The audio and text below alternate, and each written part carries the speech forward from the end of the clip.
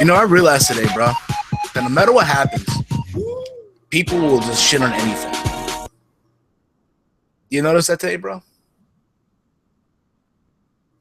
Did you notice that? Notice what? People will just shit on anything. Period. Oh yeah. Here's so this is that always happens. It's wrestling. Yeah, I learned today that apparently the reason why Roman is a success, if you will, because he was carried today. He was carried. Did you know that today, bro? Did you know that Roman Reigns said carried? Oh my god! I didn't know Roman Reigns was carried. I thought Roman Reigns and AJ both did well in this match. I didn't know Roman Reigns was carried though throughout the match. Exactly, dude. Apparently, to the smarks out there. It's funny because on Facebook, people are giving me shit right now. Oh, AJ got carried. You know, AJ. It's AJ Styles, but that's just no here or there right now. We'll get to this a little bit. But ladies and gentlemen, WWE Payback 2016, a live review here on the channel. We thank all of you 5 awesome people currently right now in the chat tuning in live. As always, I'm HEELSTEVEN, but you already knew that. And I'm Chase Oliver. You guys probably just came from my review and just jumped on over to HEELSTEVEN's channel. So, yeah. Yeah, dude. So overall, Payback is already in the books, already said in. Overall, I gotta say this overall. This was just a one-match show. Plain and simple. This is just a one-match show. It felt like a 3-hour Raw. I'll be honest, throughout the whole show, a part of me was falling asleep. It not maybe more of the fact that I only had today a 2-hour sleep, but it really kicked in during the show. Really, I don't know about you, bro. I got some sleep last night, but I definitely was not nodding throughout the show, but I just felt like my interest wasn't really into the show that much. It was just kind of like, yeah, it was like you said, it felt like a Raw or a decent show. It wasn't like terrible or anything like that. Like nothing could be as bad as Fastlane. Fastlane was just horrendous. But yeah, this was just decent. Exactly, dude. It's a decent show at best. Live from Chicago. Well, I'm sorry, Rosemont, Illinois. I'm sorry, gonna Michael Corbin will probably be on my ass for saying that. It's not Chicago, Steve. It's Rosemont. And there you go, Rosemont, Illinois. The show kicked off with what was supposed to be the finals of the tag team title #1 contenders tournament. The New Day, not the New Day. Well, they were out there pretty much ringside. Kofi Kingston was streaming on Facebook, believe it or not. It was the Vaudevillains versus Kaz and Enzo. And let's be honest, this match was a lot of expectation, but unfortunately, things sometimes don't always go out to be. Enzo Amore suffered a concussion during the match. He was thrown into the rope, and his head hit the second row, whiplashed, and he just fell out of the ring, and it got real. Shit got real, pretty much. And the match had to be stopped. Did you take over? No, dude, like it was just shocking to see the injury happen. Like there was, like you didn't expect this to happen. It was one of those freaky, weird injuries that happen every once in a while that you get in a sport. You know, like recently, Stephen Curry, he slips on some sweat and he tears his meniscus. Well, you know, it's a grade 2 tear, but he's going to be fine. Same with Enzo, he suffered a concussion, but still, it's a concussion. You know, like we can, everyone's going to brush it off, say, you know, it's not a neck injury, it's not something serious, but still, it's a concussion. And I believe he suffered a concussion in the past. So, you know, WWE, they're very hard on when it comes to concussions, which is understandably so. You know, these are these people's well-being and their life that they're putting on the line to entertain us. And concussions could really, like, you know, set you back in your career in any sport for that matter. So, you know, Enzo Amore, I'm glad that a lot of the tests came back negative. And when people hear that, they think it's bad. But negative is actually good in health. You don't want a test to come back in positive when you go to a doctor's test. You want it to come back negative. That's the word that you like the most. I know a lot of people hate the word negative, but in the doctor's office, it's probably one of your favorite words of all time. But yeah, so Enzo Amore. Hopefully he gets better soon for the discussion. Enzo Amore. For those of you out there right now, I'll tell you guys what. At the end of this review, we're gonna go right through this whole card, and after we're gonna get to your live calls. Yes, we will be taking live calls for each and every one of you out there. We want to take it to the street. We want to hear from you guys. We'll be honest here. If it was up to us, we would love to have Roman haters call in. Yes. More than anything. More than anything. Roman Reigns haters. People who don't like Roman Reigns for whatever reason, so we can talk to you. Because obviously, you guys know Steven and I were Reigns fans. Everyone just thinks that we love everything this guy does. Now, we can criticize him, unlike most people with their favorite wrestlers. It's just we don't understand the full-fledged hate for this guy. Very good talent, and it makes no sense to me. I don't get it. We'll get to that at the end. We'll get to that when we get to the Roman match, all right? But after this, you know, it was a shock. You know, no one saw it coming with Kaz and Enzo. And the next transition was the next match, which I kind of thought, why is this match the next on the card? I think we were saying it too because we were on Skype watching the show in the group call, whatever. It was Kevin Owens versus Sami Zayn. And to me, you know, to quote Vince Russo here, Mr. Russo, bro, I got to tell you, bro, I got Jeff Lane here, but that's just until another day, bro. Sami Zayn looks like a cab driver. The more I see him, he comes out with little hats, Jackie. He looks like literally a city cab driver, someone that worked for a second, you know, rate Uber, if you will. And that's not a bad. That's just how he looks. Yeah, he just doesn't like. And also, I didn't mention this in my review. I should have, but I forgot to mention it because I was just more talking about character development and everything like that. I didn't like how Sami Zayn came out. He came out all dancing. And it's like, dude, this is a blood feud, man. You gotta come out serious and stuff like that. You guys hate each other. Like I see this video package, you guys hate each other. Kevin Owens comes out like he should, like just amped up, pissed off. He's ready to go kick Sami Zayn's ass again. And then freaking here comes Sami Zayn, oh, dancing like a fool. I'm like, come on, man, just come out serious. Like I don't care if he waves his arms up to get the fans hyped up, but why are you acting like a goofball? It just makes no sense. I want to hear all of his characters in centric, like. If you hate someone, you don't dance in front of them like a goofball. I want you guys to do that. Next time you see someone you hate, please tell me that you can go up to them and dance like a fucking moron like Sami Zayn and then fucking start hating them. It makes no sense. Exactly. Other than that, I'll be honest. Like, listen, you know, when you see Sami Zayn, Kevin Owens in the ring, you know you're gonna get an instant classic. You know that it's gonna be good. It's gonna be good storytelling, what have you. And I've seen them have amazing matches. But to me, this match, I'll be honest, I wasn't a fan of it. Despite the finish, you know, I'm happy that Owens won all you want, but I really wasn't a fan of it. It picked up at the end, but even other than that, it's like, I just really wasn't feeling it. What about you, Chase? Yeah, no, this, like I said, this match, I didn't see anything too special about it. I thought it was a barely decent match between both of these guys. Pretty much just an ROH style match that you could possibly see anywhere else. You know, that's all I really thought about the match, you know, and I didn't understand why Kevin Owens won. Like, Kevin Owens has won a majority of the matches in this feud, especially in the WWE. So it's just like, why couldn't Sami Zayn get the win here? So it's just like, it made no sense to me. It was just like, come on, look. Sami Zayn needed this win. This is coming from Chase here, who's not the biggest Sami Zayn fan in the world, which shows you people you can be objective when reviewing wrestling and stuff like that, or talking wrestling. Not the biggest Sami Zayn fan in the world, but shit, if you want this guy to kind of like be kind of a big deal for you or kind of like want to try to continue this feud, he should have won here against Kevin Owens, get a win over Kevin Owens.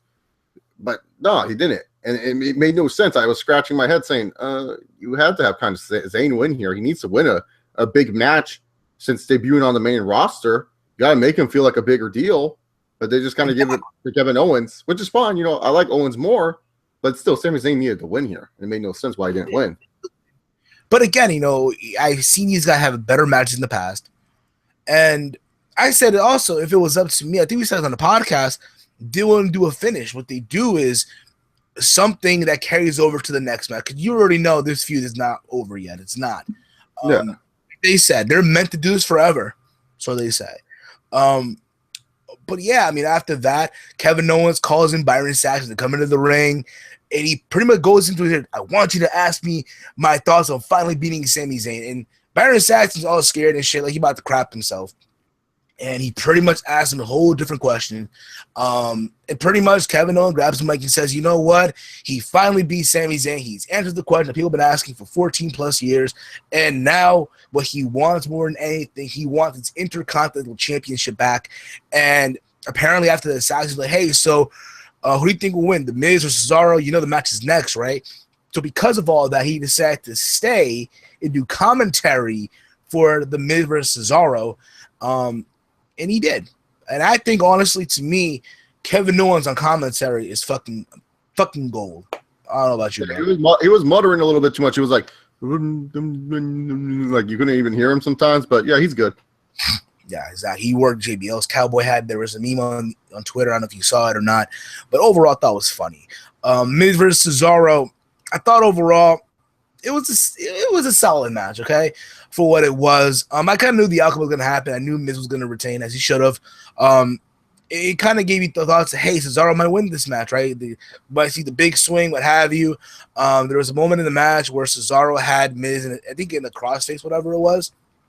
And before all of that, you had Sami Zayn come back because apparently Kevin Owens took him out after his match, right? Give him a little bit more of a beating. Out comes Sami Zayn. They're brawling, whatever. Again, they're brawling and shit.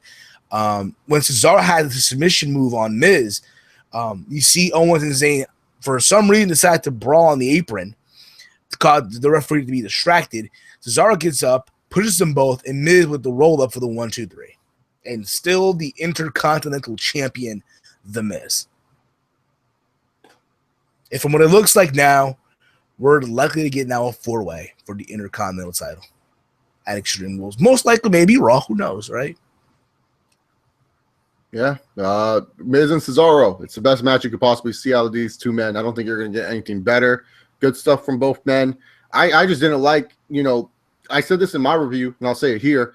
I don't get why Sami Zayn came out and attacked Kevin Owens. It made no sense to me. Everyone's going to defend it because it's Zayn and Owens, but be real with yourselves here and look at this. It made Sami Zayn's character unlikable. Like, what a petulant child. You can't admit that you lost. You go out there and you get beat up. And, a lot of people go, well, Chase, you say this about Roman and Bryan, how it was cool when they actually showed human emotions. You talk about that. Why these people show human emotions? Look, if you're getting screwed over, don't act like it's not happening. Like, Cena will get screwed over, and Cena will just be like, well, you beat me, and that's it. No, act like you're actually pissed off you got screwed over. Sami Zayn has never been screwed over. Sami Zayn is losing to Kevin Owens clean. It's not like Sami Zayn is getting screwed over. So I don't get why Sami Zayn is coming out and beating up Kevin Owens on the outside. I don't get why the referee is distracted by the whole interference going on. I don't understand it. It just makes no sense to me. Miz winning makes sense. Good retain.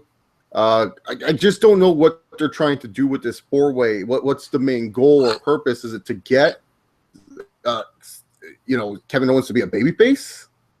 Is that what they're trying to go? Because otherwise it's a stupid decision. Why did you make Kevin Owens face a Makes no sense. I mean, again, those Chicago, dude. It's a smart town. They will cheer anything. Yeah, but Kevin Owens is not going to be. Kevin Owens gets cheered in a lot of towns. It's not just Chicago. Like, a lot of people cheer for Kevin Owens. So that's what I'm trying to say. Like, is their goal trying to make Kevin Owens into a babyface now? I don't get it. I don't know. I don't get it. If you think about it, in WWE, there is no babyface or heel, supposedly, right? But other than that, I mean, if it happens at Extreme Rules, I'm happy to see it live. I'll be there, but we'll see what happens along the way. After this, will be a good match. I just don't trust WWE to book it in a good way, like book the storyline heading into it as a good thing. Because Sami Zayn's a loser and he's getting a title shot. Cesaro's a loser and he's getting a title shot. Why would I be interested in losers getting title shots? I don't know if you saw this picture or not. I got sent this pic right now on my PM on Facebook. It's Kevin Owens. I think he visited Kaz and Enzo at the hospital. more. It's right Yeah, here. and NJ sent me the picture. Shout out to NJ. Yeah, to NJ from one half of the British Fist for sending this picture. Thank you, NJ, for doing that. After this, we get the women's title match. I was about to say Divas. I know. Shoot me, right? It was Natalya versus Charlotte. In Charlotte's corner, obviously, WWE Hall of Famer, 16-time world champion. Woo! Ric Flair. And on Natalya's corner, the man that did not want to be there, Bret, I don't give a fuck Hart. The Hitman, I don't give a fuck Hart. And let's face it, one thing about Bret Hart, we said this before on the podcast, and one thing that we love about Bret the Hitman Hart, not just the fact that he was a talented wrestler in his day, but he doesn't give a fuck. No, he just doesn't care. Doesn't care at all. And he came out there, he just pretty much is chilling in the corner, the outside of the ring, not giving a flying fuck. At all, dude. This match overall, though, I thought it was a good match, but it's one of those things, to me, I've seen them have better matches in the past.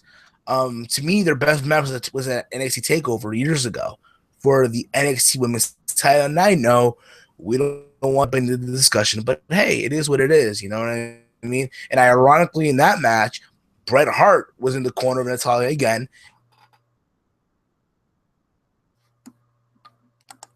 It's a good match, but I feel like this went way too long. Yeah, like you said, it's just like we just seen this already. You know, they put on a better match to me, at least at Roadblock. Like, really, the interest of seeing this match was to see what these two managers were going to do. That was the payoff in this match. That's what they were building for, were the two managers. And I felt like we didn't get enough of manager interaction or the managers really playing that big of a role, because the reason why Natalya brought Bret Hart into this situation was to kind of hold back Ric Flair, because Ric Flair has helped Charlotte so many times win matches. And the way they ended it here, they did a screw job finish, which is fucking ridiculous. I don't know why they went down that route. I thought it was stupid. Maybe they were just doing it to be petty towards Bret Hart. I don't know, but it was funny. It was stupid. It was, why the fuck did you do it? All in one. At the ad was also, pretty much what happened here. Okay, so Charlotte goes for the sharpshooter at the end of the match, and she locks in the hold, and Natalya doesn't tap. She doesn't say anything, but Charles Robinson, aka Baby Ric Flair, when you look at him, calls for the bell. Little Nate. And the crowd, Little Nate. You know, he's Little Nate. If you look at him, he looks like Ric Flair. I know. He ran a gimmick. He did Little Nate in WCW for a bit. There you go. So he calls for the bell, and everyone's like, what the fuck? Myself included. All of us, I think all of us, they're like, what the fuck is this shit right now, right? Didn't make sense at all. Charlotte retains in some controversy way. It's pretty much reminiscent of the Montreal Screwjob. I think JB on commentary said the Montreal Screwjob came back to haunt Natalya and Bret Hart. And you see Ric Flair and Charlotte celebrating in the ring. Bret Hart comes in, punches Ric Flair, and Charlotte gets attacked by Natalya. And then you see, like niece, like uncle, both Bret Hart and Natalya lock in the sharpshooters. You know, Bret struggled a little bit. You know, even Bret Hart doing the sharpshooter. Ric Flair taking a ball. Exactly. We got what we wanted, I guess, right? I think that was more of anything for the match. That was pretty much the main focal point of the match, which I don't agree with, but at the same time, I get it. Hey, you bring out two legends, if you will. But then again, Ric Flair's on TV every fucking week. You know what I mean? It's hard for me to call you a legend when you're on TV every fucking week. That's just my opinion, of course, you know? With Bret Hart, I get it. He just recovered from prostate cancer. He's making a comeback. Not a comeback to get back in the ring, but he's back on TV. The crowd were happy to see him, even though, again, he didn't want to fucking be there. Nah, not at all. We said it before, and we'll say it again. One thing we love about Bret the Hitman Hart, he doesn't give a fuck. He doesn't give a fucking. Salute to him. Thug Life. They should. I hope someone makes like a Thug Life thing. The Bret coming out with Natalya with the Thug Life glasses. Be awesome. Exactly. Drop us your thoughts, guys, in the comment thread. Your favorite match of the show, if you have any. Oh, and Jericho and Ambrose happened, and Ambrose won, and Jericho lost. There we go. Steven, let's move on to the McMahon segment now. I'll say this one thing about it. Okay, one thing I want to say about that match. It felt forever. It kept going. And I get it for a lot of people because it's Jericho and Ambrose. Oh my God, the IWC goes nuts. But not every time. What people go nuts for, it doesn't always come out good. And that's an example. These guys don't connect. They don't click. I'm sorry. There's a lot of like moments where they would stand in the ring and then they were like thinking of what they had to do next. It just wasn't it was okay. It was there. It was a Raw match, but there's nothing really you can dissect about this match. Jericho lost like he normally does. Dean Ambrose won. LOL, move on, you know? Exactly. But I'll say this, so if you would have done something last year, remember when Jericho, back about 2014, I think it was, it was last year, right? When Jericho came back and he shoved Ambrose and did a program, maybe something up. But then again, at this point in time, no, maybe they were a year too late. But let's move on, right? The big announcement from Vincent K. McMahon. He comes out to the crowd, he does a walk, and everyone starts chanting CM Punk. I think people need to understand, the best quitter in the world is no longer a pro wrestler. You guys no longer have the right to talk about him anymore. He left the wrestling business. He's now an MMA fighter. Now he's part of the fight game. He's no longer part of the pro wrestling world. That's just how I view it, of course, okay? End of the day, people just need to fucking move on with it, The crowd chanting CM Punk, BQ, ITW, best quitter in the world. And, Vince was pretty much having a blast. Like, yeah, give it to me, damn it. He called out Steph, and Steph pretty much talks about the Authority's success since being in charge. WrestleMania 32 was the biggest mania of all time because of the Authority. We are responsible for the WWE network, what have you. And outcomes, and they also show, Shane quit on you 14 years for 7 years. What made you think he won't do it again? And out comes Shane McMahon rocking some very, very nice, Jordan 1s, if you ask me, on fleek. So this is where I have to take over and talk about why I need to run the Heel Steven channel, just like Shane has to run Raw. And here's the reason why. I have posts of people saying they like me more than you, columns that are not really news headlines, but opinion pieces of people saying that I should run the Heel Steven channel. So this is why I have to run the Heel Steven channel. Oh my God. Ooh, well. What do y'all say, damn it? Boo. Boo. Boo. Boo. All right, damn it. You kind of get the idea. Pretty much we waited and waited a week to see what the fuck was going to happen, right? The dive off the cell was in vain. We all knew that already. And all of that just for Vince McMahon to say that both Stephanie and Shane are now running Raw.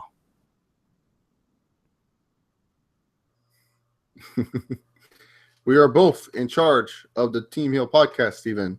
We are both going to be working together in this endeavor moving forward. Like, what the fuck? Like, this should have been waited for Raw. It reminded me. I think Connor said on his channel, or I think it was you. That's in your review. I think mostly Connor. I think it was Connor. It reminded me of 2003 when both Austin and Bischoff ran Raw. Remember that? They both ran Raw. Or 2001, remember when Ric Flair came back? He's like, when Shane and Stephanie sold their stock in that consortium, well, the consortium was me, told Vince, and now you and I are partners. Remember that? I mean, it kind of brought me back to that. Do I see a brand split happening? No. I'm happy that it's not happening. Because honestly, if that's the case, you might be bringing the whole NXT roster to fucking SmackDown. Yeah, and then say goodbye to NXT, because then NXT will just disappear because they need to fill up those main rosters and stuff like that. No brand split. I like this idea a lot better. Wasn't a fan that this happened on the pay-per-view, but I do like this idea a lot better than doing the whole brand split thing. The only thing is, like, I feel like they messed it up though later in the night, as we'll talk about in the main event. Yeah. So that was that pretty much, right? Can't wait for tomorrow though, or later in a couple hours, if you will. So then we get the main event of the evening, what everyone's been waiting for. Our boy, the champ, Roman Reigns, versus the phenomenal one, AJ Styles. And I thought this was the match of the night. Hands down. Match. We said it before. I said at the beginning of the show. This, in my opinion, was a one-match show. Didn't Shane and Stephanie ran Raw in 2008? In 08? I think. Did they really run Raw back in 08? No, it was more like Raw in 2008 was. Mike Adamle. He sure didn't run Raw in 2008 because, like, I remember Cena would just come out and make matches. He just wanted to. He would be like, "I want to wrestle right now," and then the match would happen. Or Randy Orton would do the same thing. No one was really in charge in 2008. They just kind of wrestled. They just kind of did shit. So then the match overall, I'm going to say this: it was a very, very good match by both men here. And I know a lot of you are going to say in the comment, but you know, hold up. I wish I was wearing a Ring of Honor shirt or some indie shirt right now, but it's close enough. HeelSteven, the good guy don't laugh, but heels do shirt over at the HeelSteven store. HeelSteven.spreadshirt.com. Days of a shirt today. Coming all sides, we ship all over the world. But anywho, you know, pretty much, you know, it's like, Roman got carried by AJ Styles. Nope. Sorry, Smarks. I laugh when I hear that shit. I really do. I feel like these Smarks. Carried is a terrible term. You know, carried is like what Triple H did to Vladimir Kozlov. This wasn't carried. Both these guys did what they needed to do in this match to do a good job. You know, they both executed their moves for the most part. For me, we'll get into this a little bit more about the match, but I felt this match could have been a lot better. In my personal opinion, I felt that this wasn't the best that we could see out of AJ Styles and Roman Reigns. That these two could have done a lot better and put on a better match if they weren't doing a bunch of McMahon bullshit in the middle. Yeah, so what happened was, so there was a spot in the match. Oh, again, this is an amazing match, all right? Good storytelling. This is a perfect example of storytelling. Good selling. We said this, we were saying this, you know, on the Skype call. A perfect example of good selling, good storytelling, good psychology, if you will. Mm-hmm. And then until the double finishes and the run-ins and shit like that, and then with kaputs. But other than that, both men here had good showings, all right? So AJ Styles did a phenomenal form to the outside of the ring, went through a table. They tried to bring in Roman Reigns, and the referee was counting. 1, 2, 3, 4. And at the 9th count, AJ rolls back into the ring, tried to break the count, but the referee counts to 10 and ended a count out. AJ Styles wins, right? AJ wins via the count out, right? Mm-hmm. But still, because of the count out, and hashtag, and still, the WWE Heavyweight Champion Roman Reigns. People are booing, as you would expect, right? Because nobody wants to see a count out finish. And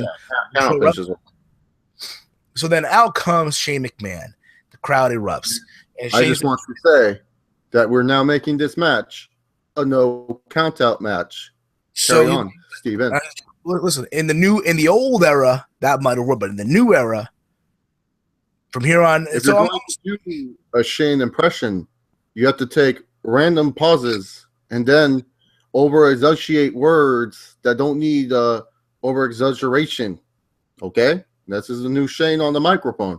I don't know what happened to Shane's mic skills to it got to that point, but it really bugs me, and I love doing his impression as much as I love trying to do a Kevin Owens impression. I hear you. That was pretty spot on. Shit. That was pretty spot on. Oh, thank you, Steven. I try with my impressions all the time. I'm the Intercontinental Champion of the world. You must respect me. I beat Sami Zayn, and that's all that matters.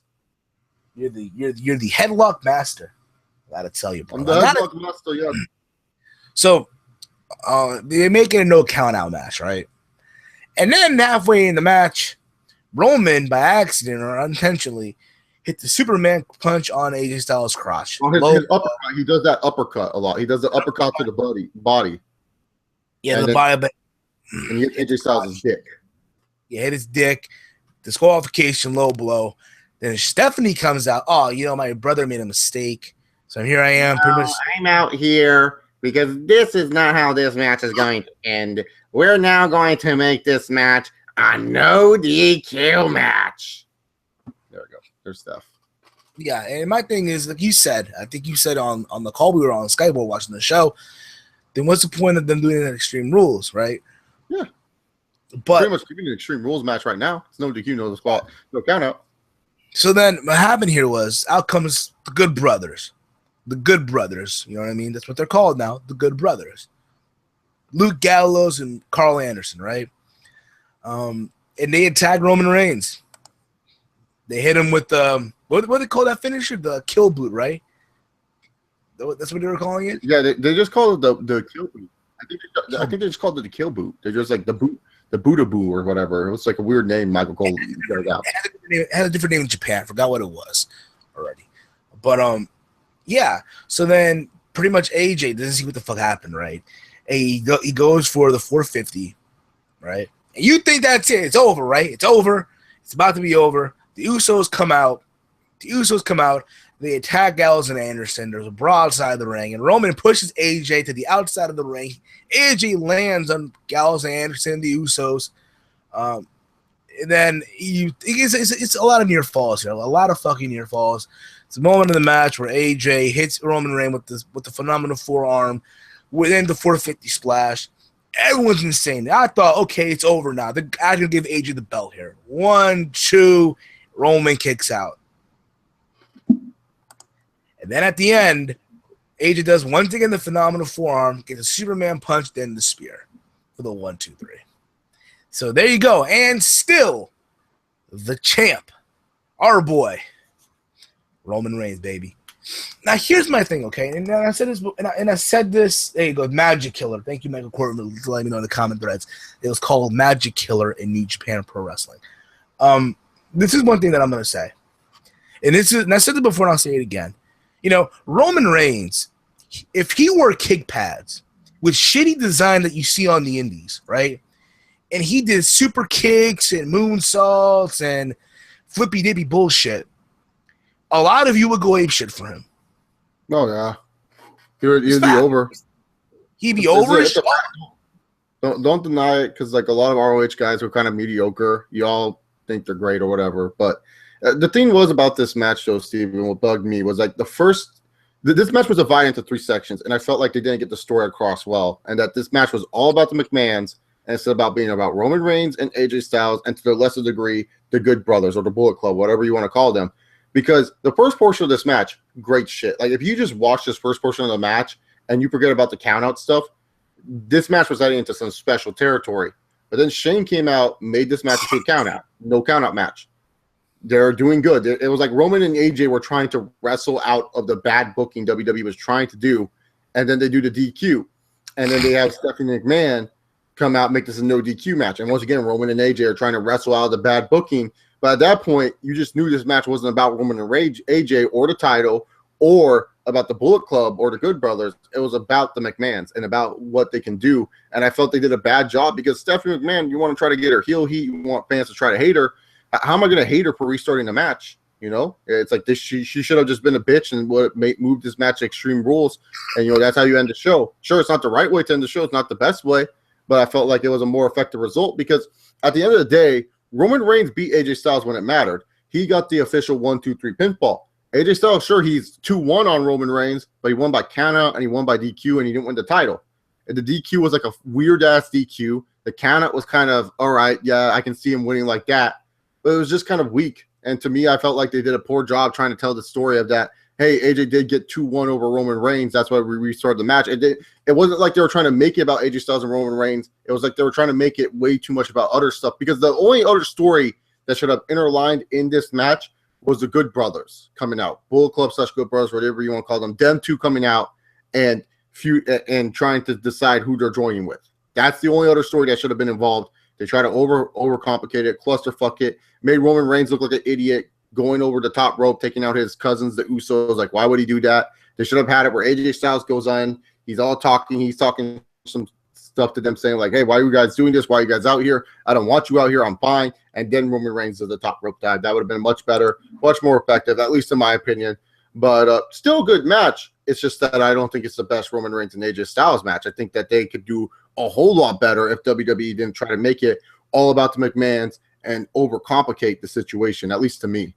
And one more thing I'll say. Listen, if Roman Reigns went to New Japan Pro Wrestling and wore like a certain gang affiliate t-shirt, you all would mark out for him. Don't deny it. Take the hate out your blood. Seriously. And I said this before. Listen, Roman Reigns can pay your school loan, get you out of debt. People will still shit on him. And yet they say that, Roman is shoved down our throat. But these are the same fucks who shoved Daniel Bryan down WWE's throat. Mm-hmm. So I'll tell you guys what. We're going to take it to the streets right now. Let's just take this shit to the streets. All right? We're going to start taking some lack off. For the new people that are listening to us live right now, we would love you guys to call in. New people here, all right?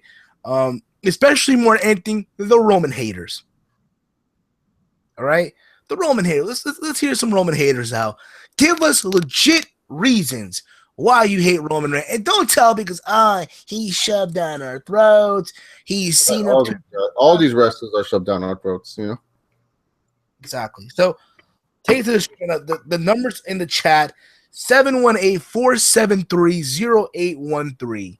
0713. 0708. My bad. I said the number wrong here. So the number again is 718-473-0713. No. It's 0813. My bad. Oh shit. I botched the number already. the shit already. New number. 718. Okay, he botched the number. So the number is that you call 718-473-0813, not 0713. 718-473-0813. I'm posting in the chat too. Yeah. So for guys, if y'all want to call in now. We want to hear some new callers though. New blood, if you will. Like we said though, some Roman haters. You feel me? Let's hear you guys out. And again, if you call in, give us legit reasons why you despise, you hate. I know I'm doing this. Hate Roman Reigns. We'll keep it friendly. We'll keep it, professional, if you will. All right, we got the first caller here, 716. What is this? All right, 716, you on the air. And then also other stuff. What's up? Hello. What's up? This is Eric Minority. Hey, what's up, brother? How you been today, man? I'm good. You? How you guys doing? You hear me, Chase? Yeah, I hear you. All right. Obviously, I'm not a Roman hater. We talked about this when we were all talking in the in the Skype call. My thing, like I said, is I think WWE fans, the casual fans, your day-to-day fans, think they're a lot smarter than they actually are. They're so busy trying to be 3 steps ahead of WWE and its booking that they wind up being 3 steps behind because they're taking sides and thoughts that don't even exist yet. They're saying Roman is the new John Cena, but John Cena's still around, while other people are also doing John Cena-esque things like Sami Zayn, like shaking off beatdowns from Kevin Owens and then just coming out later in the night. But Roman Reigns is in a match with AJ Styles and just holding his own, being a tough guy, being a Samoan badass, but he gets kicked in the leg, he sells the leg, he takes damage, he sells the damage, and people just is like, they're not giving him a chance, just let him be great, just give him a chance. That's my biggest problem with WWE fans. Exactly. Yeah. I think all of those are right, Chase. Yeah, I agree with that because it's like the thing is like when people compare Roman to Cena, I just don't see. I always compare Roman now more. I used to say Batista, but not even Batista because at least Batista can keep a babyface reaction. He just reminds me of like Nash and Test a little bit, where it's like you don't need him to do much, but he can do the things that he does know right and correct and really, really good. The only thing that he has over Nash and Test is that he's a lot more athletic than Nash and Test ever were. Like Test was athletic at one point in his career, but not as athletic as Roman. So Roman Reigns can do stuff very, very well. He has a lot of power behind his moves. And I feel like with a lot of fans, it's just like they don't understand it or get that. They just feel like he's the next dude of the company, which I For wanting to make the next dude, he looks just like The Rock and stuff like that. He's Samoan. He's a stud muffin. So, of course, they're going to make this guy the next dude. If you are running a company and you try to make anyone else the next dude of that company, and you try to sell to casuals out there that this guy is the next big thing, a lot of the fans are just going to be like, hell fucking no. I am not taking that. You know, there's some guys that maybe can pull it off, but not a lot of them. And I think fans don't necessarily understand that. They like to go. That's why I'm not a big fan of fantasy bookings per se, because it's like, I don't know these superstars' attitudes. I don't know what the sponsors want from me. I'm just saying to tell the story and stuff like that. That's what I try to do as a reviewer. And I hope other people try to do that as a reviewers in the near future. Is just like, look, you can have your opinions fly out there, but try to do it where you're trying to say why you don't like the storyline that's going on involved and why you think that things are a little bit overrated and miscued. Like, I feel like a lot of people just go on here and they just be like, oh, it's easy to just say I hate this guy and stuff like that, and I'll get all these views. But it's like, give us your legit reasons why, instead of trying to go with everyone's popular opinion. I feel like you need to talk about the show as a whole. Yeah, I agree 110%. I think people just, it's like Roman's like Justin Bieber. It's like you get told to hate him because you hate him because you get told to hate him, you know? They read somewhere on a blog somewhere on Bleacher Report that said, hey, Roman Reigns sucks, you know, we need to see Daniel Bryan in the main event. And that's just it. Well, I mean, if they said it on the internet, it must be true. Yeah, exactly. And again, I think it comes down to, again, the internet and shit. This whole bullshit of a lot of these fucks who, you know, and again, you know, we're wrestling fans at the end of the day. We're wrestling fans, but at the same time, we're realists. You feel me?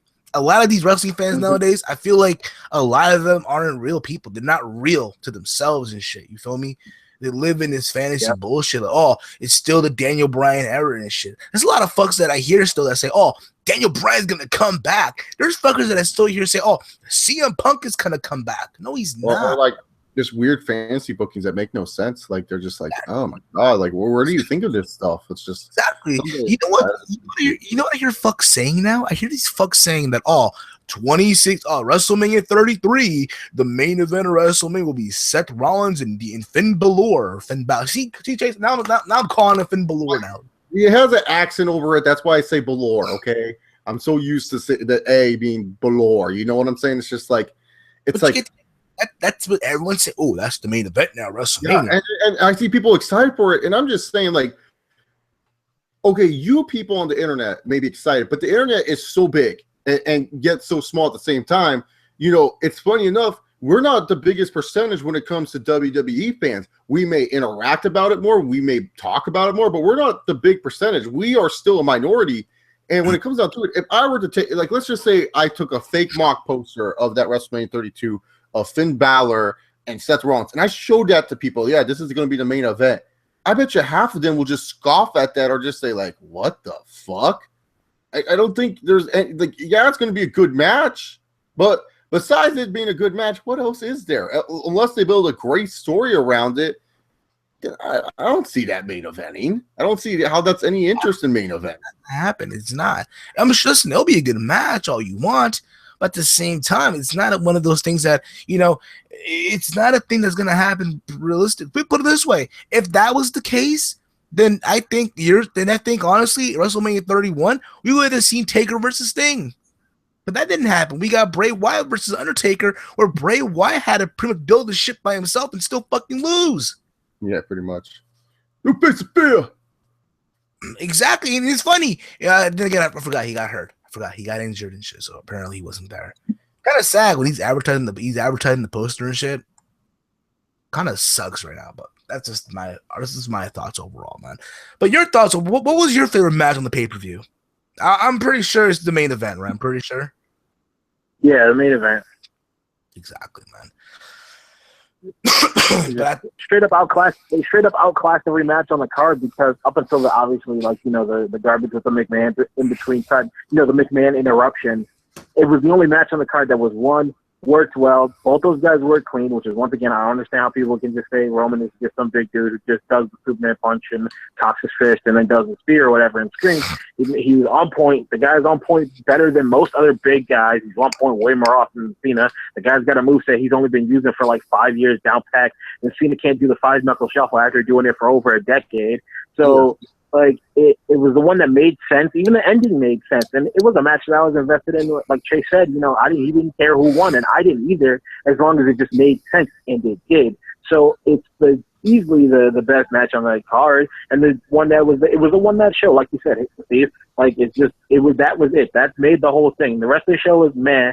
That made it just a little bit more than meh. It made it very okay. Yep, 100% agree. Like that match, like I knew this match was going to be good heading in. Like I said, though, I don't think it's the best AJ Styles and Roman Reigns match we could see. I think there was a whole lot better that can come from this match. At Extreme Rules, I'm going to be there. I'll be there live. And listen, most likely, I'll be there to see Roman retain the belt, or we'll probably see a new champion. Either way, I'll be happy. And yes, as a Roman fan, I'm also an AJ Styles fan. Listen, I'll admit. No, it's funny, Steven. I get people saying I can't like AJ or Roman at the same time, and I say, fuck you. I've liked AJ Styles since 2002. He's one of my favorites. I can have, like, people think just because you like the muscle marks, you can't like smaller guys. Look, I like AJ and I like Neville. Those are like the two smaller wrestlers I like. I like Neville because he reminds me of like kind of like a Rey Mysterio, because he can do amazing things that like I never thought any human being can do. It's fun to watch that. Just wish they could use him properly like that. I like AJ Styles because I feel like he's like the new generation of Eddie Guerrero. Like, he's just a white Eddie Guerrero, dude. He can just wrestle any type of style. You know it's going to be a good match. He always delivers. He's the best worker in the WWE today. I know a lot of people are going to say Seth Rollins is, but I think AJ Styles is a lot better, because AJ Styles is able to just wrestle so many different styles than a Seth Rollins. Seth Rollins is close, but I think AJ Styles, pound for pound, is the best in-ring worker in the WWE. I like Cesaro too. Like, everyone thinks I hate all these indie wrestlers, but there's like 4 or 5 of them that I actually do like. It's just that I feel like these guys actually do a good job as, you know, wrestlers that can wrestle different styles, not just their indie style, but their WWE style, and be able to wrestle that and transition to other audiences and connect with them. So that's why I like these guys. And I've liked them on the independents, but I've also liked what they could do in the WWE. I guess TNA is considered independence, but, you know. Exactly. You know what I mean? But other than that, you know, we'll see what happens with AJ Styles. Anything else you got for it, brother?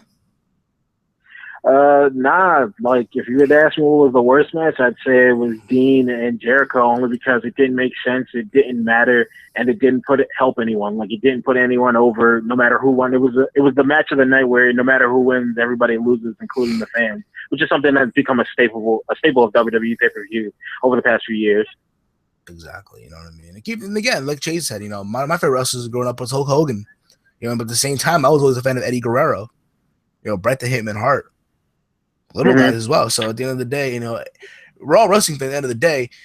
Just that we're not always going to agree on everything. We're not, you know, and that's just how it is. Yep. And one more thing I want to say: happy birthday to Anthony Quintana, the professor from the PW Hustle podcast. Go guys, check out the PW Hustle podcast live on iTunes, Stitcher, and all that fun stuff. Check them out, PW Hustle. Happy birthday, Anthony Quintana, the professor. Happy birthday, brother. But I'll tell you what, brother, we'll take some more calls. Thanks for calling in, bro. If you got a YouTube channel, Twitter, let the people know, man. Where they can find you. Yeah, I got Twitter and YouTube is all the same. It's Generic Minority, all one word. That's really like you know, I do reviews too. I'm not the greatest or anything like that, but I like to think that I've come from a different point of view than most people, because I got a degree in psychology. So it's like this is stuff I know and what makes sense and what doesn't. You guys do too, so that's why, you know, you guys podcasts and things like that are always good to listen to. So if you want to check me out, it's Generic Minority. You can click on my name, I'll be in the comment section, or follow me on Twitter. All right, brother. Thanks for calling in. All right, bro. Take it easy. All right, be easy, bro. Yep. So yeah, like we were saying, also, we're gonna be looking for new people to join the podcast soon. I think one of them is gonna be the person that's called in. My boy, Generic Minority. We used to do Raw reviews together. It was always fun. We did the Raw podcast. We came up theories that Vince has John Cena clones. It was a fun time. My favorite review that we did together, we talked about Grumpy Cat. I think we talked about Grumpy Cat for like 30 minutes. But yeah, he's very smart when it comes to wrestling. Very good insight and opinion. We gave Dean Ambrose the nickname the Idiot Fringe because he does idiotic stuff instead of actually smart stuff. So yeah, good guy. Generic Minority is fun stuff. Guys, if you want to call in, guys, the numbers on the numbers there in the chat: 718-473-0813. It is toll free, guys. Again, call in your thoughts on the pay-per-view. And if you're a Roman hater, come on, just call in. Don't be scared, homie. Don't be scared. Hey, man, I ain't surprised, motherfuckers. I ain't surprised, motherfucker. Roman Reigns won. I ain't surprised, motherfucker. AJ Styles lost. I ain't surprised, motherfucker. 03 Weston, what up? Yes, hello? Yes, hello. Who's this? 903. This is Chase Bolivar's cousin, Mark Bolivar. Mark Bolivar. Wait, I have a cousin in Texas? I didn't know this. Oh, wow. Family's growing. Yeah, I called in because I think you're giving Roman Reigns unnecessary attention. Listen, dude, you can pull off a bitch's voice on cue, bro. If not put on a wig and some mascara, hey, you get to go. This is probably a new person. Oh, I mean, it's 903. I mean, oh, wait a minute. I'll find out right now. This is one of my cousins, apparently. I don't know how he related to me, but what up? Yeah, hey, what's up, guys? So, I think the Roman AJ Styles match sucked. I mean, AJ Styles obviously carried the whole thing. It's Roman Reigns, he just has no talent. He can't cut promos. He's shoved down our throats. I don't know if this is Weston or if this is actually a new person. I do not know. It is Weston, dude. It is Weston. It is Weston? Oh, my God. That's a good impression, Weston. For a while, but I've been really nervous. Shy. This is my first time calling in. Okay. Wait, is it? Oh my mind's blown right now. If you guys don't know, Weston has the same area code, so I don't know if this is actually a new person or what was her name again? It's Mark Bolivar, and we live, we live in the same, city. As a matter of fact, I met him before. He's such an asshole. He always talks about how Roman Reigns is great and how WWE should not do the brand splits, because he's such a big fan of yours, Chase. He really Interesting. is. Okay. All right. Yeah. And I have to give. Yeah, what were you gonna say? So I have to give this show an easy 9 out of 10. It reminded me so much of Ring of Honor. I love the new direction that the WWE is going into. This is a new era. This is a new era of the indie stars. And you know what that means? This guy gets a push. They hear you! Oh, my God. Obviously, it's obvious because, he did Finn Baron Corbin. Even though Baron's a young talent, and we're all for not bearing the young talent, I think Dolph Ziggler's worthy of going over on a guy like Baron Corbin. I think so, too. I mean, who knows really at this point? Who fucking knows? But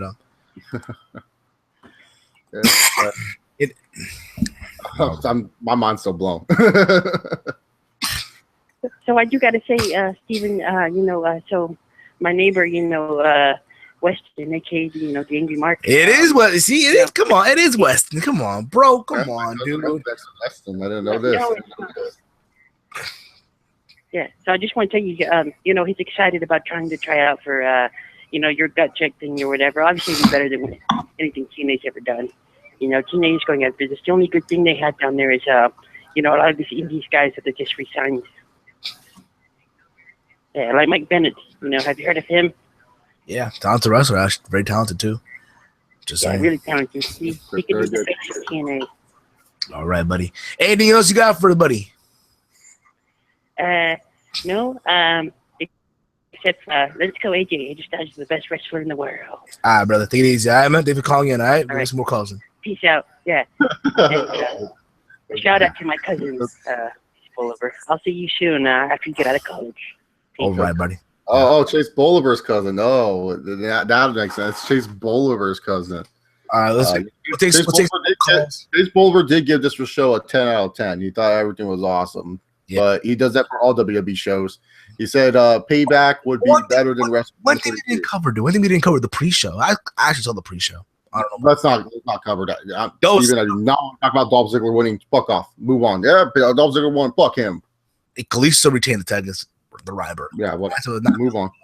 Take some more calls, guys. Call in now. 718-473-0813, guys. Call in now. It's toll free. All right. We actually had someone call in right now while Chase Bolivar's cousin actually called. So Yeah, Mark Bull. to get their call back in, I'm going to add them to the call right now. See who it was. 205 here. See who it was, and let's see what they got to say. All right. So What? I can see Fox calling. not at work. No, someone called in, but I didn't pick up because we were going to call, obviously. Oh, okay, yeah. So 205. We're calling you right now. 205, better pick up your phone. We're calling you right now. You're gonna get a voice message. They hung up. Okay, they hung up on us. Okay, they didn't want to, talk to good people over the Team Hill podcast or the, But that's just around the point, though. We're gonna take some more calls, guys. Here's the thing right now. We're kind of rushing these calls at this. We want to hear everybody today. We want to hear everybody at the same time too. The Skype, I'm running short on the Skype minutes right now. I gotta add more funds in for Wednesday show. Which, by the way, Chase, I didn't tell you this now, but I didn't tell you earlier, but I'm gonna tell you now. I gotta work at 8 p.m. So most likely, again, there'll be another early show. Oh yay! If you're down for it, all right. So yeah, most likely Wednesday we'll cover what's happened at the aftermath of Payback. I almost said Roadblock. I don't know why. I actually thought for a minute there, I actually thought it was like one of my random cousins that I have around this world that watches me on YouTube found out we're related, and we're just so like calling in. I was like, whoa, I'm fucking close to something. That's crazy, dude. Other than that, though, we got a call. Here we go. 773. I think I know who this is too. 773. You're on the air. Even Chase, what's going on, guys? Hey, Michael Corbin. How are you, brother? How are you today? Doing okay. Doing fine. What's up? That's not good. Nah, it's all good, brother. So, did you enjoy WWE Payback? Did you enjoy it live from Rosemont, Illinois? See, I said Rosemont, Illinois. I didn't say Chicago. Yes, you're finally learning. Yes, Unlike a lot of people, live from the All-State Arena. But you know what it is, though? Everybody just call me Chicago. You know what it is, though? Because Chicago is a selling city. It sells. Yeah, it's like when the Rams are going to go play in Los Angeles. They're not going to say live from Inglewood. They say from Los Angeles. Cowboys, Arlington. Always thought as a kid, even as a kid, I knew that they weren't in Chicago because, like, oh yeah, we're live from Chicago, and I like, oh no, the Footpress is in town. It's like this. I just went there. So it's like this, though. It's like this, right? It's like WrestleMania 32. It was live in obviously Cowboy Stadium was in Arlington, Texas, but they called it Dallas because Dallas is the selling point. They're not gonna say we're live from Arlington, Texas. They're not gonna do that. I understand that. It bothers me. I have a problem. I know that I have a problem, but I'm just not ready to address it yet. Well, I will someday. I promise. It's like this, right? It's like WWE calling Madison Square Garden live from Manhattan here, but they don't. It's like them calling New York City Manhattan, New York. They're not gonna do it. They're gonna call it New York City. I'm from New Jersey. They call the Prudential Center Newark, New Jersey. The Rock. We call it The Rock because it's Prudential. Just saying, people. I understand why they do it. It's just I don't know why, but it's always beautiful, gorgeous arena that is the Prudential Center, home of the New Jersey Devils. At one time, home of the New Jersey Nets. Back when the Nets were actually something, but that's just around the point. So Corbin, what was your thoughts overall on the pay-per-view? What match did you enjoy, and what match did you not enjoy? Well, I got to be honest with you guys. Let your voice be heard. Let your voice be heard. Let your voice be heard.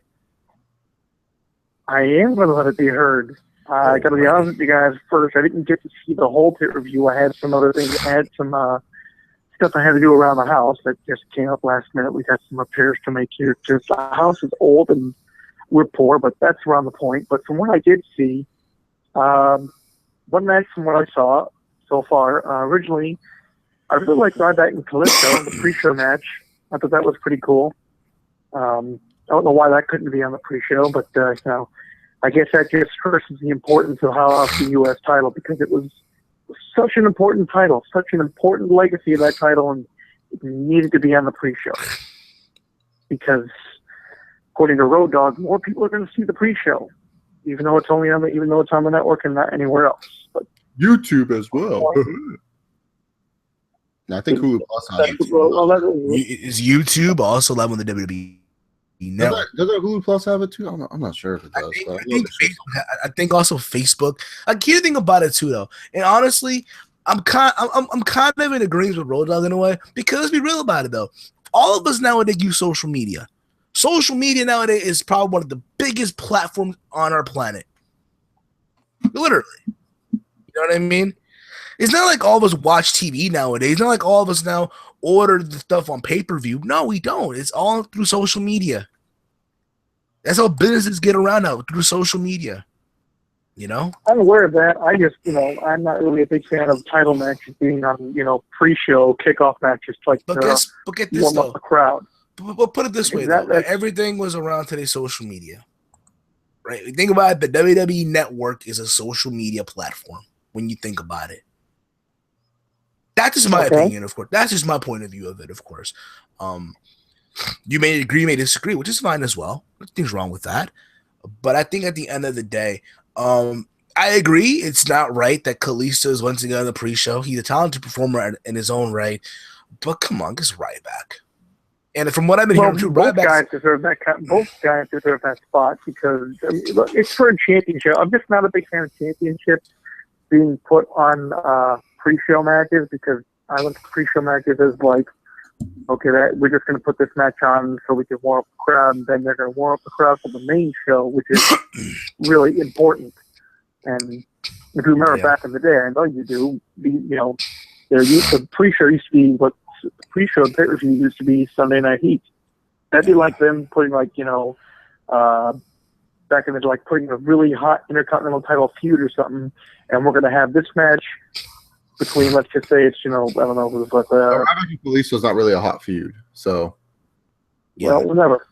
So I'm not saying. I'm just to put them. It's an example. Michael. Apologies for not using a better example. I'll try better next time. Well, Mr. Corbin, sir, Mr. Corbin. Of the matches, I'll get to my point. Of the matches that I saw, I liked Kalisto and Ryback the best. The one I didn't really like the match was the women's match. Okay. I just didn't know. I just never really didn't think it was that good. And then that whole throwback to the Montreal Screwjob thing was like, really? I thought it was a comedy twist. You really needed. You got to remember though, Bret Hart. And we said this earlier on the show. One thing we love about Bret Hart, and I think you can agree on this too. He doesn't give a fuck. Bret the Hitman Hart does not give a flying fuck. I understand that, but I just don't think that it needs to go there. I agree. If you don't gotta go, if you don't need to go there, don't go there. I agree. It's that simple. It's like when they did the whole thing with Paige and Charlotte, where your little lady brother didn't put much of a fight, did he? Did that really need to go there? Was the feud that intense? It needed to go that far to get a little extra heat on it? What the I don't think so, but the whole mention of Charlotte's brother, Reed. Yeah, back when Paige and her were feuding. Here's my take on that, though. Here's my take on it. And I know we're not on the topic right now. I know the topic is really the pay-per-view matches about it. But my take on it is simple, right? Fans at the time were bitching because WWE was not cutting edge, right? That was the thing. End of the day, they gave you, in some way, some capacity, something that was cutting edge. That's what they gave you. And people instead went, oh, this is crossing the line. This is this and that. The way I looked at it, hey, it's cutting edge, right? That's how I look at it, end of the day. And I'm sure, hey, in some way, some shape, or form, Charlotte agreed to it too. That's how I look at it. What about you, Chase? What about you, Dr. Chase? Yeah, I agree with that. All right. So Michael, what match did you enjoy? What match really, and are you a Roman hater? No, not really. I just hate that he actually kind of likes to stick his foot in his mouth when he gives interviews on for a lot of things. But I like Roman. It's the whole thing of him being a good guy is just it's not working. He needs to be a bad guy because that's the way the crowd is telling people they don't like Roman. They don't want to cheer him. They want to boo him. And WWE is muting the microphones every single time that people boo him. The crowd is telling you, we don't like Roman. And I get what you're always saying. telling us, well, we listen to our fans. But I get what you're saying. I get what you're saying, but I think at the same time, though, I think Chase, you said this best. I think you said on one of your videos, responding to Matt in the Robo Show, you responded to him in this video. Making Roman a bad guy also may not be the good idea too. Because let's face it here, you can turn him heel, but people will cheer for that shit. It's like, what the fuck? Well, then You know what I turn him, make him do another choice. You can actually turn him into maybe a tweener. I mean, you can make him play both sides of it, think but do a about little it, better of a job of it. At the end of the day, though, I think he's already a tweener. He's getting a reaction in some way, shape, or form. It's still a fucking reaction, right? He's getting booed, yeah.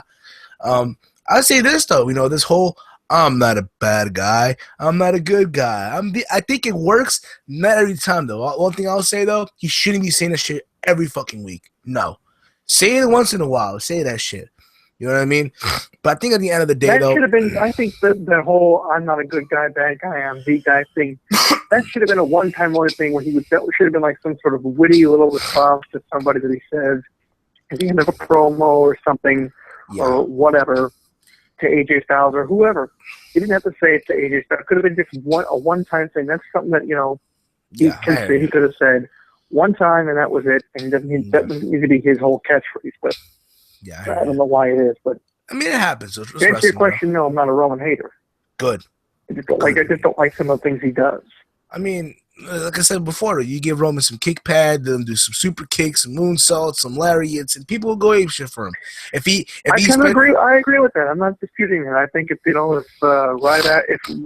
Roman Reigns was like 5 people, if he shrunk about a foot, lost a lot of muscle mass, gained a few pounds, and just built up like a bit of a belly, and he came from the Indies. Or he was actually just from the famous family, but he wrestled an indie kind of style, fast paced, a lot of no selling, a lot of flips, a lot of kicks, a lot of just flashy moves. The fans would probably love him, and maybe bitchy and moaning, why isn't this guy a world champion if he's not already? Exactly. But the fact that he's not, I do think that's part of the argument. But another part of it is that he doesn't come off as someone who you want to cheer. He comes off as like an asshole. And if you're pushing him as your top good guy, that's not good. This would be like back in the late '90s, WCW pushing Hollywood Hulk Hogan as the top babyface, even though he's clearly acting like a fucking asshole all the time. You see where I'm going? Kind of, or not? I'm reading some comments here. The irony that people say Roman is the new Cena, but they're booing him despite him being a good guy. They are making Roman the new Cena. That's another comment from Matt Garner, new listener here to the show. That's bad writing, and it's not Roman's fault. And I agree, that is fault at the end of the day. But I'll tell you what, dude. I thank you for calling in, brother. I thank you for calling in. Loyal listener to the show. No problem. I'm gonna take some more calls, dude, and I'm sure you'll tune in Wednesday for the TEAMHEEL podcast live on Mixlr and all that fun stuff. I will try my best to tune in. I can't promise anything, but if I'm around, I will tune in. Wednesday, mostly an early show again, but we'll see, dude. All right, brother? Take it easy, all right? No problem. Take it easy, guys. Thanks for taking my call. No problem, brother. Get one more call in here. 678, you're on the air. What's up? This is the Gold Standard. How's it going? Gold Standard, what's up, brother? Oh, Ross. We all know Ross is a fan of the cockfist. He's my boy. He's gonna be with Roman. Ross, I'm gonna ask you. Answer this question. No, Ross is a fan of both Roman and AJ. Ross, was Roman Reigns carried in this match? Be honest. I don't know if I'd say carry, but it takes two to tango. Yeah, agreed. Yeah, a lot of these smarks don't realize that shit. Ross, I'm gonna ask you a question. Why the fuck did we not meet up in Dallas? I don't know, man. There was a couple people that I really wanted to see, like you guys and a few others. I don't know, we just never crossed paths. I'm sure in Orlando though. Sure in Orlando got what was funny was because I think I saw a picture from one of these three outside the arena for Raw, and like I was there, so we must have just not crossed paths. Like because when Alicia Fox was there, yeah, I think I started you to take a picture with her. Yeah. So I don't know. I must have just I don't know. It happened, dude. It was crazy. But anywho, dude, did you enjoy? What was your favorite match of the show? What was the match you did not like? That's what the streets want to know right now. Favorite match on the show, main event for sure. Yep. I think Reigns and AJ Styles killed it. Do you And think that was their best match, or do you think they can put on a better match, Ross? Do you think AJ Styles and Roman Reigns can put on a much better match, or do you think that was the best we're going to get out of these two? I think they could do a better match. Agreed. 100% agreed on that. I like their chemistry a lot. I think they can do better. So, did you say worst match? Yes. Yeah, well, match you didn't like. It doesn't necessarily have to be the worst match. It's just a match that you didn't really feel accomplished anything, or you just was like, why was it on the card? Like, Natty and Charlotte. This would also go under the most disappointing match too, for I think obvious reasons. Just because that finish, dude. Why did they do that finish? Like, it makes no sense, because it's like, is Natty leaving the company? Is she not the champion? Like, why? Like, yeah, why? Because the finish should have evolved something around like Brett helping, that Natty make sure Rick doesn't get involved. But it was just like they just did a. I'll be honest. I think it was weird. I think what it was to the fact. Okay, here's Bret Hart. He just recovered from prostate cancer. We want to bring him back, even though he did say some shit about us. We don't agree. That's WWE standards, I'm assuming, right? But let's give him a moment. Let him go out there to the ring in front of the people that still love him, that still care for him, even though Bret Hart, let's face it here, he doesn't give a fuck. Let him go out there, put the sharpshooter on the man that he beat many, many years ago to become the WWE champion for the first time in Ric Flair. That's how I look at it. You know what I mean? Did you have to sacrifice the match? No, but again, that's WWE for you, What really puzzled my mind with that finish was they had just, explained basically to everybody that it's a new era, especially for the women. And then you go out and do that finish. Just the new era in wrestling. Yeah, exactly. It's a new era, but yet Shane or Steph, but then again, at the time, we didn't know, right? We didn't know who was going to run Raw and shit. But I agree. Like, that's kind of a bullshit finish. Yeah, we go to something from 1997. Yeah, it's a new era. Yeah, it's a new era back to 1997. All we needed was all we needed literally was for Natty to spit in Rick's face or spit in someone's face, right? Have the authority come out, have Natty spit in Stephanie's face, and do TNA.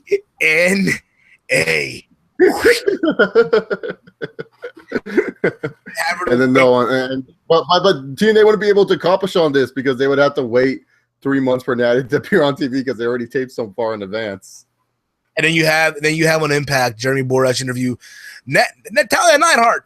Welcome to TNA, and she's like, well, anything I want to get here. I'm gonna challenge Jay for the knockout side. She'll probably be knockout champion, but that's the story for the day. But you kind of get the idea though with that. I mean, just imagine she broke the table, she broke the monitors, and she just went ape shit. I mean, if you really wanted to replicate 1997, you would have had Natty go all out.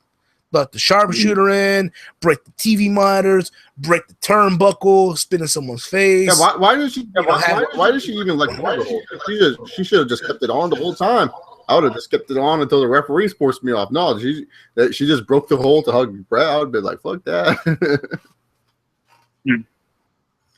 Oh yeah. What would you think of Payback overall though, Ross? What would you think? What'd you say about it? I thought it was a decent, okay show for the most part. Nothing too special. Not the best pay-per-view, but definitely better than Fastlane. I think anything's gonna be better than Fastlane, which was the worst show of the year. Yeah, definitely worst show of the year so far. Payback though, I thought it was really good. I don't know if I would call it a great show, mainly due to the circumstances that started the show. God forbid, I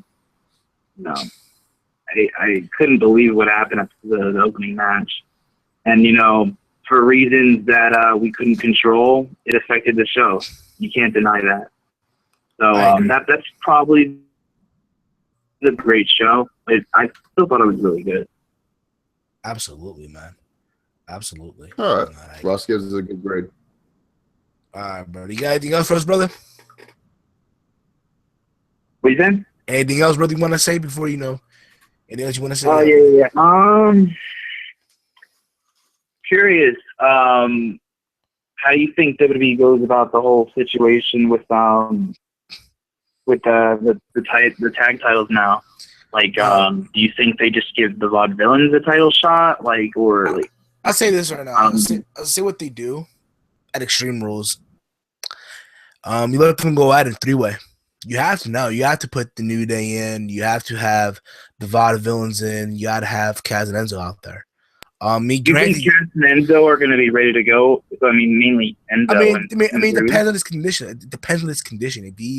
If he passed all these tests and flying colors. I mean, if you look at the pictures, he's A-okay. I mean, again, we'll see how 3 weeks from now, right?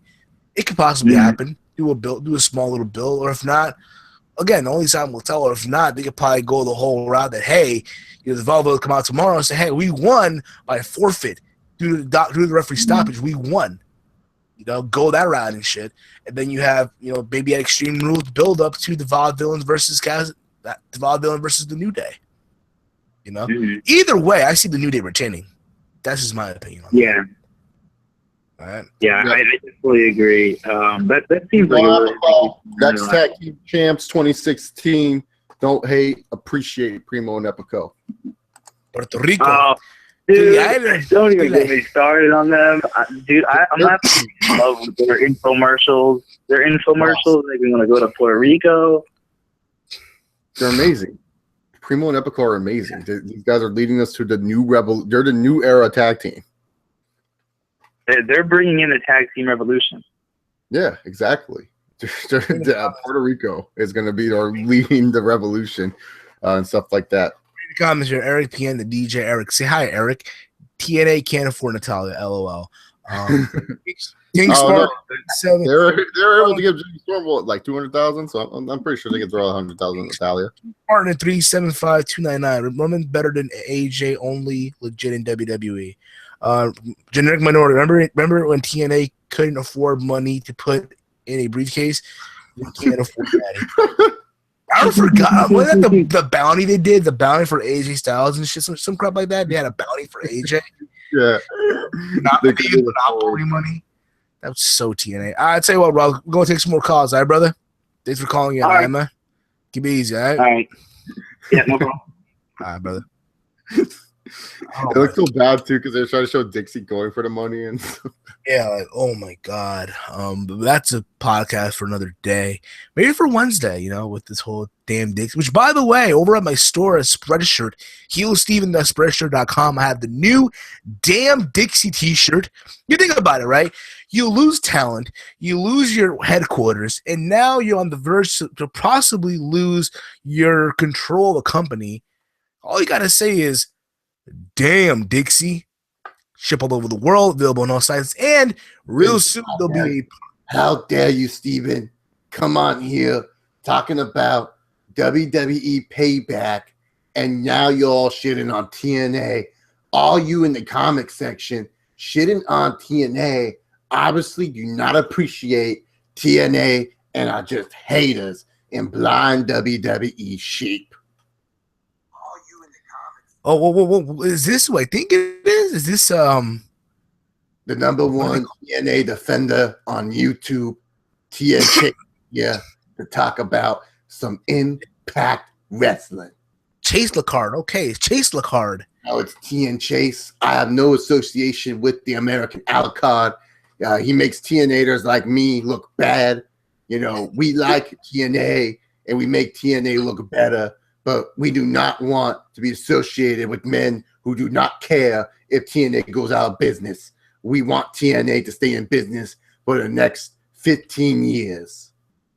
15 years, okay. Yeah, well done. Okay. This is funny. My thoughts on Payback. It's another WWE cheap show. Worst show of the year next to WrestleMania and all the other WWE shows. No good in-ring action. They made AJ Styles look like a jobber. No respect to TNA guys whatsoever. Worst show ever. Worst show ever. Okay, I'm sure Sacrifice was a good show. EC3. Sacrifice was 10 out of 10. Enjoyed every minute of it. Okay. No problem. Go take some more calls if you want to talk to myself. We're TN Chase here. TN Chase and talk about Payback and TNA, I guess, whatever you want. 718-473. Doing all the hate TNA was getting. You're damn Dixie. Messed up. Just not right. If I did a damn Vince, would you like that too? Yeah, I would. Okay, I'll do a damn Vince. Okay, I'll do a damn Vince for you. Okay. But don't insult Dixie because it's messed up. She's a hard-working woman. She knows what she's doing for the product. Okay, remember, it's the in-ring that matter. The in-ring, T and Chase. The in-ring. Yes. All right. So, guys, if you want to call in, where does Chase get this persona? Get these personas? These aren't personas. These are different people. We just have different thoughts and different opinions about certain things. We have that WWE fanboy, Chase Bolivar, coming in and saying everything WWE does is awesome. We have fucking Chase, who is pretty much a hypocrite when it comes to wrestling. He says he likes a product, but then he shits on it. He's not a fan. He's just some guy that likes to talk shit for no reason. And then you have me, a legit, real fan that supports legit, real wrestling, like Impact Wrestling. Gotta show off. Yeah. Right. Show off that merch. Show off that merch, baby. Woo! Show off that merch. Yeah, don't be shy. Go ahead. Show that merch. Show that blue bag special. I got about 80 of those. Got a lot of TNA shirts from them. But this is the main shirt I wear because it wears the brand that I'm proud of the most. I don't see you WWE sheep when you make your WWE videos wearing any WWE logo. Y'all too embarrassed to go out there and support the company. Every single day I go out and I wear this shirt. Haven't washed it in weeks. Make sure it knows that I am Impact Wrestling strong. Okay, adrenaline rush. Come on. All right, guys. If we're gonna take a couple more callers, if you want to call in, guys, and my bad, Josh Matthews. Different voices from the same face. Joey Matthews. We all look alike. We can't help it. Why can't we bring back the draft? Give a little bit of spice to WWE. So Shane can be Raw and stuff. No, that's not gonna happen. I'm sorry. The draft when it's a crappy product, anyways. It would just make it worse. Yeah, I'm pretty sure. But I'm pretty sure that more stars leaving will improve the quality of TNA. But that's a story for another day. I'll tell you what. We're gonna wrap up the show now. Then. We thank you all tonight for tuning in live.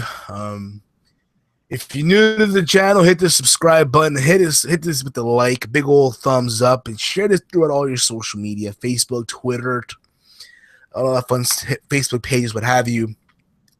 This coming Wednesday, TEAMHEEL Podcast episode 145 live over at Mixlr.com/TEAMHEEL Podcast. Go over there. Hit the follow button. Be notified when we go live every single Wednesday. Myself, Chase Oliver, most likely OK Fabe's final show before his hiatus, and most likely we'll have the debut of the Generic Minority will be joining us hopefully for that episode with Chase Oliver, and we'll see what happens. We'll take your calls and talk more wrestling and all that fun stuff. And yeah, T and Chase, do you want to promote your social media?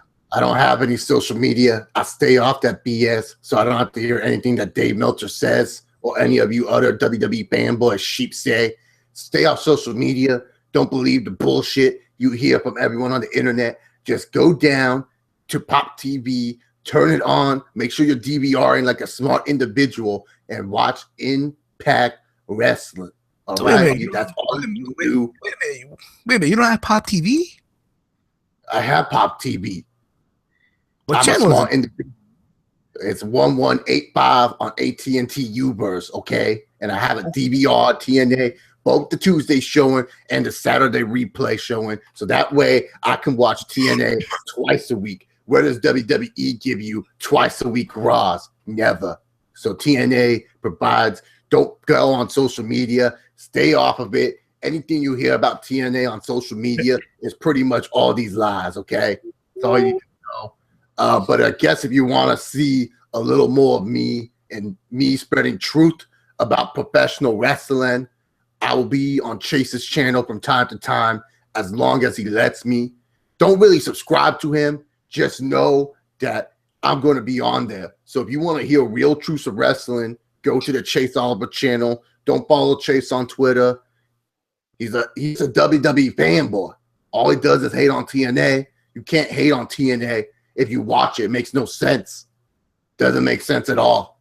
Gotta be proud of it.